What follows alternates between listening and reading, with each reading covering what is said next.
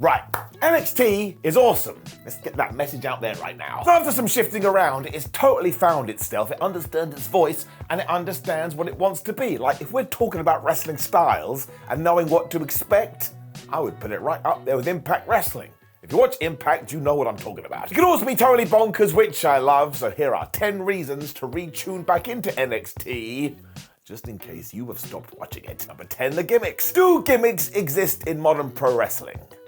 Kind of. If we do focus on WWE, you've got top stars like Seth Rollins, Roman Reigns, and Drew McIntyre. But if you wanted to put them in the box of just, oh my gosh, these people are gonna whip your ass, and they have really cool long hair and beards, well, you could probably get away with it. You don't want that to be a hard and fast rule, though, which is why NXT has gone, oh man, you want some colourful characters? We'll give it to you. Because you have Chase University, which does exactly what it says on the tin. Axiom is a badass wrestler, but also like some kind of maths genius. Lyra Valkyrie, I think, is actually a bird. And then you've got the Creeds, who are just like two dudes that are gonna whip your ass. So that ties into the other people, but that's okay. We're ticking all the boxes. It also extends to the matches too, because we had that stipulation recently, where the winners and losers was going to determine if somebody had to go to prison or not. I don't care what you say, it was the greatest thing ever, goofy wrestling for life. Life is too short and sometimes you just have to have a little bit of fun, but it has totally made NXT stand out, and because everybody plays it with a straight face,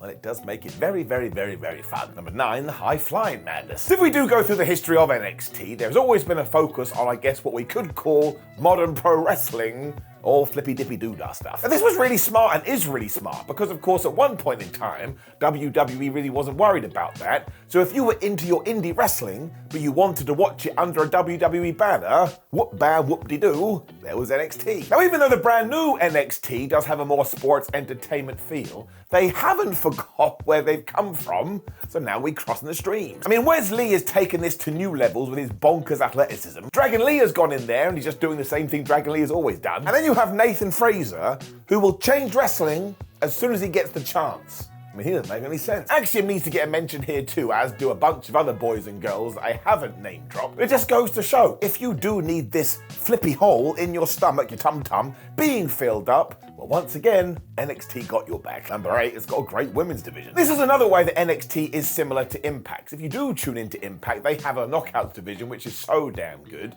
And NXT focuses on its females just as much as they should. And sure, in the past, maybe we've had more polished performers, but this is actually something we're going to talk about later. I love the fact that it's still a developmental brand, because you get to see individuals improving in front of your eyes. I mean, that is half the fun, which is why Tiffany Stratton, who is now the champion, just gets better and better and better. Roxanne Perez was ready for the main roster on day 1. Blair Davenport has all the experience and will continue to succeed, whereas the likes of Thea Hell, Lyra Valkyrie, and Kiana James are just wonderfully works in progress. Cora Jade has also made her mark, and we can just keep doing this forever. And sure, there have been some misses too, but when you do sit down to watch an episode of NXT, you just know they're gonna get behind these people. I love to see it. Number 7, the DAngelo verse. When Tony D'Angelo first arrived on the scene, people weren't really sure. They shrugged their shoulders and they were like, oh man, he's got a weird kingpin gimmick. I don't know where this is gonna go. And we've already discussed this, you've got to give this stuff time, because after a while, because we were patient, it became some of the coolest stuff maybe in all of wrestling. Tony proved he could go in the ring, and he had great matches with the likes of Tommaso Ciampa and Pete Dunne before he took his Don hat and basically took over the promotion. This also sparked the feud between the family and Legado del Fantasma, and throughout all of that, we were also trying to get other people over, including Stacks. I mean, flippin' Stacks. This is when we got that jailhouse stuff too, and once again, I do love it. And really now, when he is on screen, he's almost created this mini universe for himself. I mean, nobody saw this coming, but that's another reason you just gotta watch. You never actually know. Number 6, Ilya Dragunov. I mean, I can probably leave that entry as just that, Ilya Dragunov, because my work. His performances in 2023 have absolutely moved him into the conversation of, is he one of the best wrestlers in the world? Now the answer is yes, but also, when he acts like he's in jeopardy, I genuinely get concerned like I'm his mother. He's also technically amazing and lays his stuff in, but also lets people pound on his face too, and look at everything he's done with the likes of Carmelo Hayes, Baron Corbin, Bronbreaker, Dijak. I mean, he's just banger after banger after banger. And he has been so consistent that now he's yet another reason to tune in, and don't forget everything that he did do before all of this with Gunther. Honestly, if you've never seen their series of matches, why are you here right now? You should be watching that. but finish this video first and then go. Also, if you do want to see Iya down in NXT, you probably need to do it very soon because this guy needs to be on the main roster. And I know there's always a little bit of a worry. How are Raw and SmackDown going to use him? Well, we'll wait and see. And either way, he's so damn good, he'll find his way. Number 5, Bronbreaker. Another guy that we're just going to throw out there as an individual entity. Bronbreaker rules. Now, he is different from Dragunov in the sense that he's totally homegrown in the WWE system. That's another reason I wanted to give him a shout out, because it just makes NXT seem even cooler. Maybe you come from the indie scene. Maybe they hire you because they know your dad or you're from some kind of sports project. It doesn't matter. Every now and then you get a massive success out of it. Bron is also some kind of wrestling savant, but don't forget, potential is nothing without execution. But from his world title run to his heel turn to everything he's doing right now, well, he's just damn good. Some people like to walk in and go, oh yeah, well, he's never had any memorable matches, but I don't think that matters, especially not in WWE. They are so obsessed with this sports entertainment thing, it's more about the package you bring to the table. This boy is packing. What? I mean, he's never dropped the ball even after he'd only had 7 matches, and once again, when he gets called up to the main roster, if we give him a proper push, well, within 5, 6, 7 years, he's going to be main event in WrestleMania. Now, I actually would say, once again, as of me speaking, he has outgrown NXT, which means he is destined for Raw and SmackDown. That just makes it even more exciting. Fresh blood for Breaker to kill. Before, Carmelo Hayes and Trick Williams. Carmelo Hayes is the current NXT World Champion. I'm going to single him out too. I'm going to keep it nice and simple. He is just great. And ever since he won the NXT Breakout Tournament back in 2021, he's just got better and better.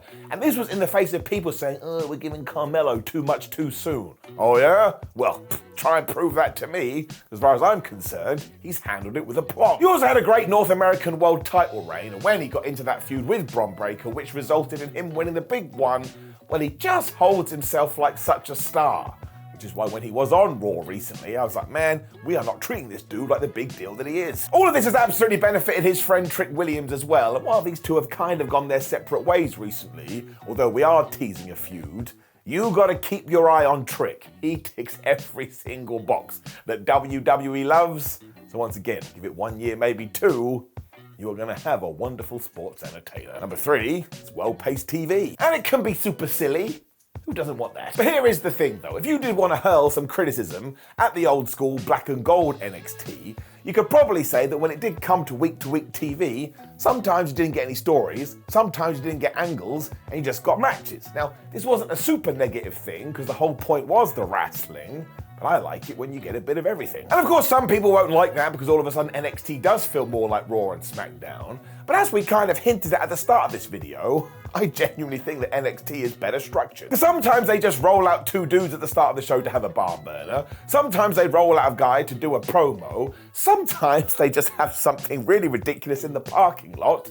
But ultimately, they rarely ever miss. NXT also has no fear in going here, there, and everywhere, because I think Shawn Michaels just loves an on-location shoot. I mean, they will go to any kind of environment, and this is massively important, and something that we should borrow on Mondays and Fridays, because if you do turn up somewhere that I haven't seen before, well, it feels fresh and it feels exciting. So long may it continue, as far as I'm concerned.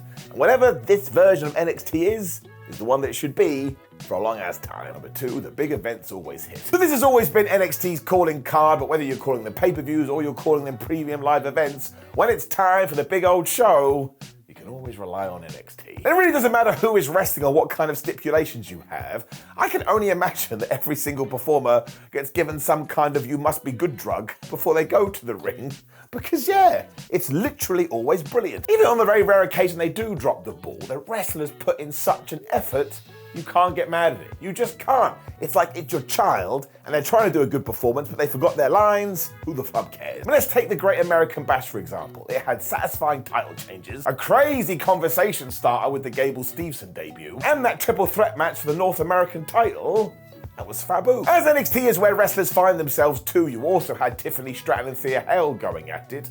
Once again, they were just planting their seeds, saying, look, I know I'm good now, but I'm gonna get so much better. You could also go to Vengeance Day or Battlegrounds and come up with similar scenarios and similar examples. So yeah, if you're not watching it, you're missing out. Number one, it's now a proper third brand. Now again, as we have chatted about throughout this video, if you do want to see developmental people developing, you go to NXT, and I hope that never changes. With that said, it has evolved so much recently that WWE's Nick Khan is living his dream. He wanted NXT to be the third brand, and I think it is. And of course, superstars still want to get to the main roster for extra exposure and extra money, but let's take somebody like Dominic Mysterio, for example. He came down to NXT, he won the North American Championship, and ratings went up. There ain't nothing developmental about that. That's just good television. The entire Judgment Day is also visited, and it's being hinted massively right now as of me talking that Becky Lynch is going to go down there to confront Tiffany Stratton. Believe you me, that will smash it. We've also gone the other way as well because Stratton was seen on Raw and everyone was like, oh my gosh, it is the NXT Women's Champion. So there's the synergy you need. I know, I just used the word synergy, so now you hate me? Well, I deserve to be hated. Baron Corbin has also totally refound himself in NXT, so now you can do this with so many other people. There you go. No ifs, no buts, no maybes. This is the best NXT has ever been. There go the comments. And speaking of which, make sure you do go crazy down there before you like the video, share the video, and subscribe. Click the video on the screen to continue on watching videos, because what else is there to do? WhatCulture.com, social media, and yes, I am Simon Miller from What Culture. Look, I love Black and Gold NXT, had some terrific matches, but in terms of a program that I actually sit down and go, well, here we go, I mean it. I think this one is better. Doesn't mean I'm right, I'm very often wrong. Best part is I can just end the video. No one can yell any more criticism at me. Goodbye.